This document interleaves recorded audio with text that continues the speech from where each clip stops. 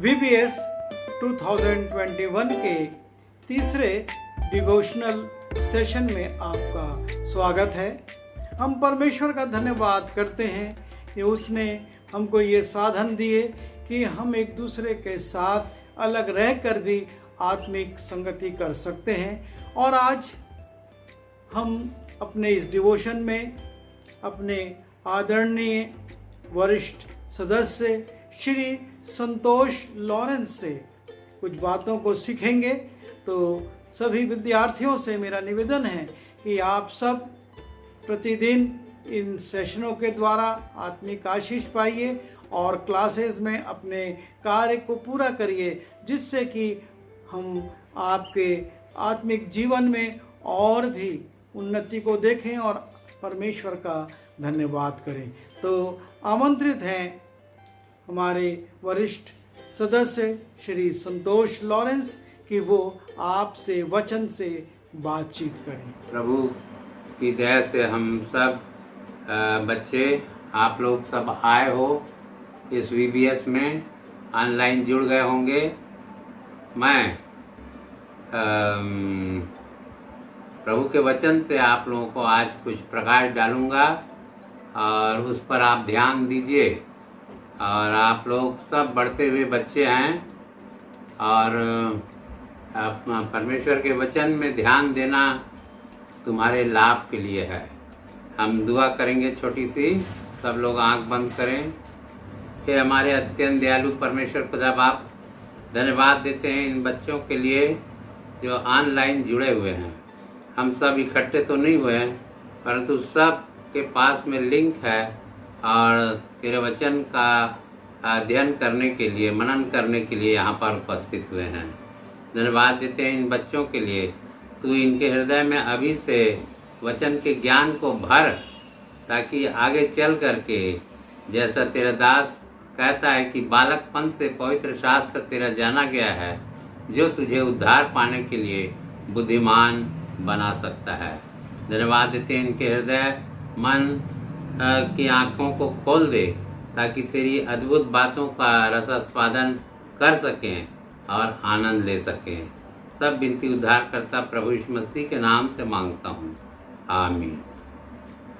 आज का जो मुख्य पद मुझको मिला हुआ है, सब लोग निकाल लेंगे। वो पाया जाता है 2 कुरिन्थी 5 उसका 17वां पद। सब लोग निकाल लेंगे जो ऑनलाइन जुड़े हुए हैं, सब बच्चे लोग। 2 कुरिन्थियों की पत्री, पौलुस प्रेरित की पत्री, उसका 5वां अध्याय और 17वां पद। 2 कुरिन्थी 5 और 17वां पद सब निकाल लेंगे और हम इस पर आज मनन करेंगे। मैं पढ़ रहा हूँ, आप ध्यान से सुनिए। इसलिए यदि कोई मसीह में है तो वह नई सृष्टि है, पुरानी बातें बीत गई हैं, देखो सब बातें नई हो गई हैं। ये खास पद है कुरिन्थियों में 5:17 में। परमेश्वर इस पर पौलुस प्रेरित को प्रकाश दिया है। आप पौलुस के जीवन को जान सकते हैं कि पौलुस पहले क्या था। कलीसिया का सताने वाला था और सब मसीहियों को सताता था।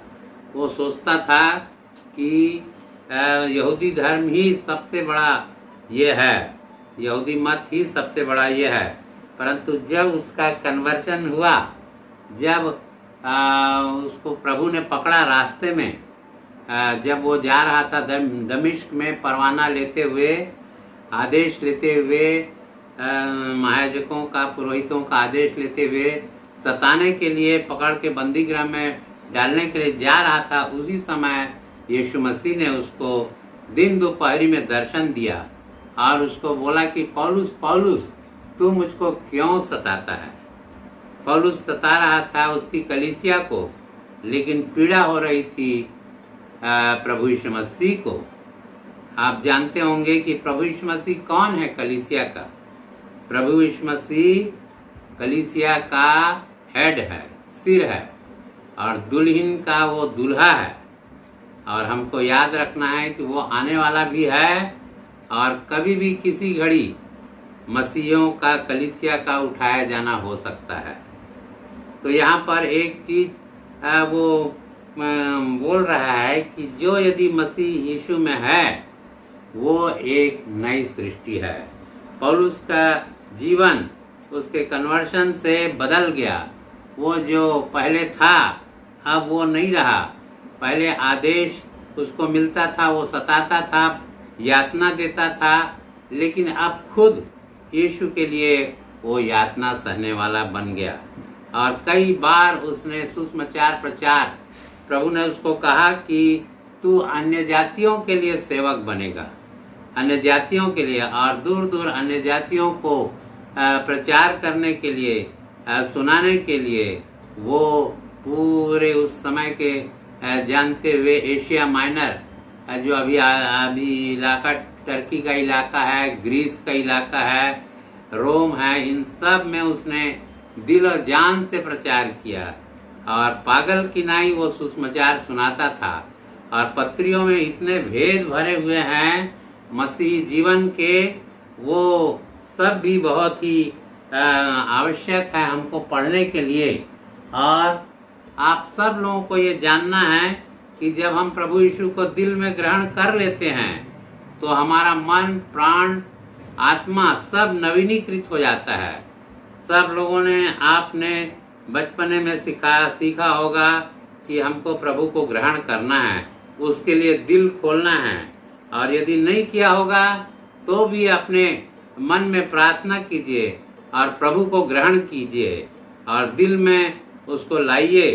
भजन रोमी 10 और इसमें लिखा हुआ है 9 में कि यदि तू अपने मुंह से अंगीकार करे प्रभु यीशु मसीह को और मन से विश्वास करे कि परमेश्वर ने उसको मुर्दों में से जिलाया तो निश्चित तू उद्धार पाएगा। मैं समझता हूँ कि सब बच्चे पवित्र शास्त्र को पढ़ते होंगे और इस नएकरण की प्रक्रिया या उद्धार की प्रक्रिया परमेश्वर की सामर्थ है, जो मसीह जीवन में सबसे बड़ी पहली सीढ़ी है। हमको प्रभु को ग्रहण करना है और बाकी जीवन भर प्रभु हमको नया करते जाएगा।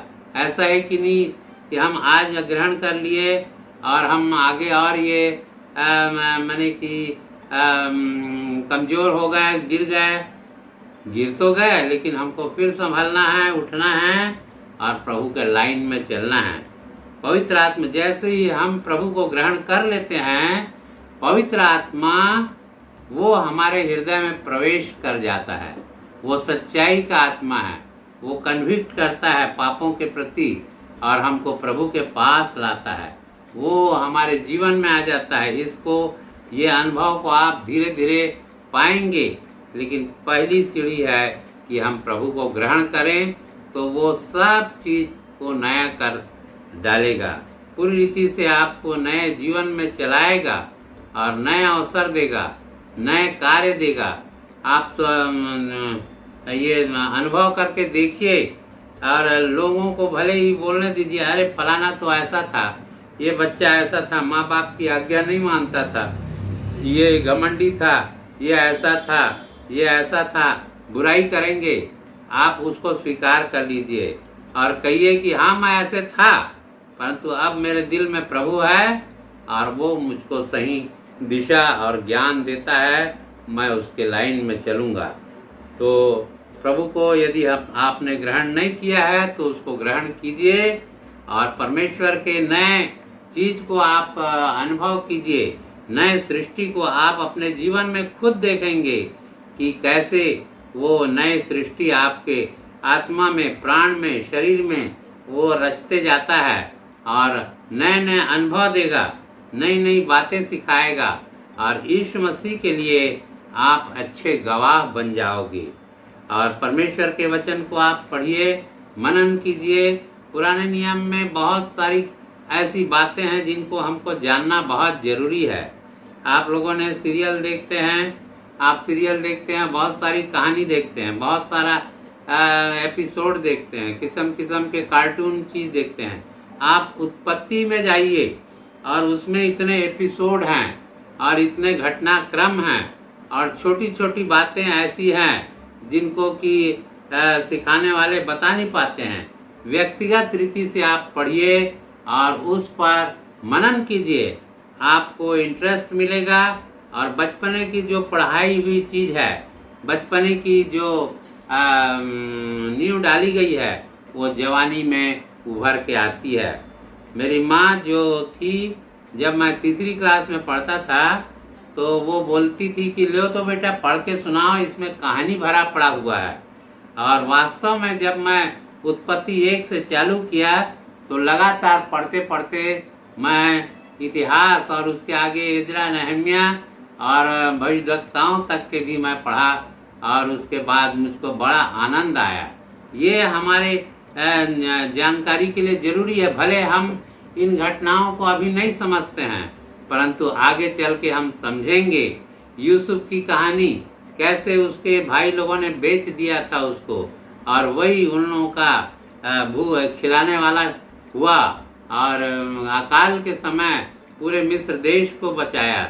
और इस प्रकार से हम देखते हैं कि कई कहानियाँ, इब्राहिम की कहानियाँ, कैसे परमेश्वर ने इब्राहिम को चुना, उसकी परीक्षा ली और विश्वास में उसको दृढ़ पाया।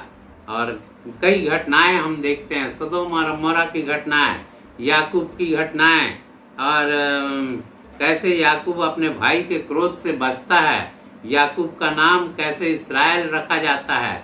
ये सब अच्छी बातें ध्यान से पढ़ना है और मनन करना है। ये हमारे आगे के जीवन के लिए बहुत ही है। पहली सीढ़ी, जैसा मैंने बताया कि यदि आपने प्रभु को ग्रहण किया तो आपके पास नया ज्ञान, नई बुद्धि और सब चीज धीरे धीरे नई आती जाएगी।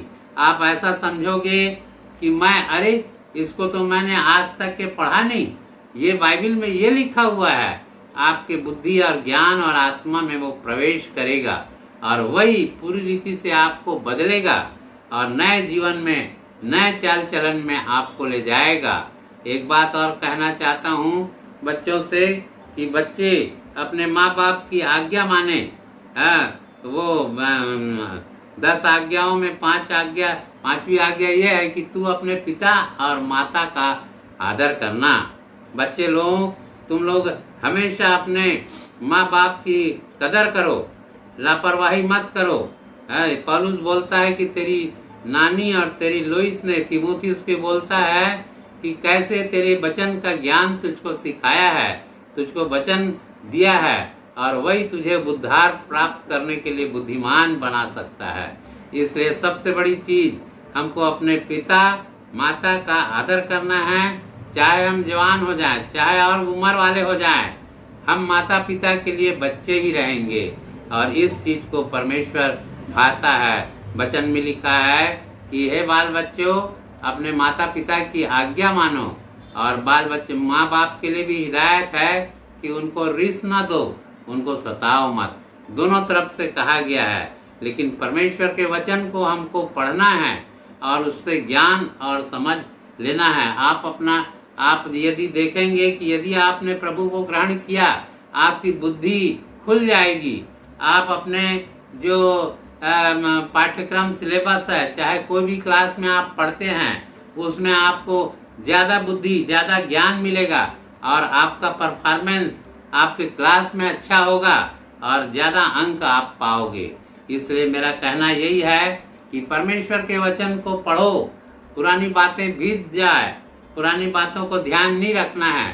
शैतान सबसे बड़ा दुश्मन है। वो नहीं चाहता कि कोई बच्चा प्रभु के लाइन में जाए। बच्चे कितने सुंदर लिखा है, शामुएल बालक जो हन्ना का बच्चा था, वो बचपने से उसने परमेश्वर के वचन और मंदिर के कार्य में वो लगा रहा और 3 बार परमेश्वर उसको पुकारता है। इतना बड़ा एली महायाजक था, उसको नहीं बुलाया, परंतु छोटे बच्चों को अपना प्रकाशन दिया। हम बाल बच्चे भी वही करें। यदि हमने प्रभु को ग्रहण कर लिया है, वो हमारा उपयोग करेगा, छोटे छोटे अनुभव देगा और हमको ज्ञान और बुद्धि और समझ में वो बढ़ाएगा। बाइबल में बहुत सारी कहानियां हैं और हमको उसको मानना है और हमको उस पर चलना है। और इस प्रकार से मैं ज़्यादा नहीं कहूँगा, 10 मिनट बोलने के लिए कहा गया है, लेकिन यही बोलूँगा कि यदि आपने प्रभु को ग्रहण कर लिया है तो आप स्वर्ग के नागरिक बन गए हैं। पवित्र आत्मा आपको सील लगा दिया है और जीवन भर आपके साथ रहेगा और भले बुरे का ज्ञान देगा। बुराई को छोड़ना है, जीवन के मार्ग को पकड़ना है और उसमें हमको सदा प्रतिदिन हमको चलना है। प्रतिदिन बाइबल का एक पद या मेडिटेशन आप कीजिए और वो आपको रोशनी देगा। जैसे वचन में लिखा है, तेरा वचन मेरे पाँव के लिए दीपक और मेरे पथ के लिए उजाला है। प्रभु आप सब लोगों की सहायता करे और ज्ञान बुद्धि समझ में सब में आगे बढ़िए। सब चीज को प्रभु के नाम से कीजिए, वो आपकी सहायता और मदद करेगा। धन्यवाद।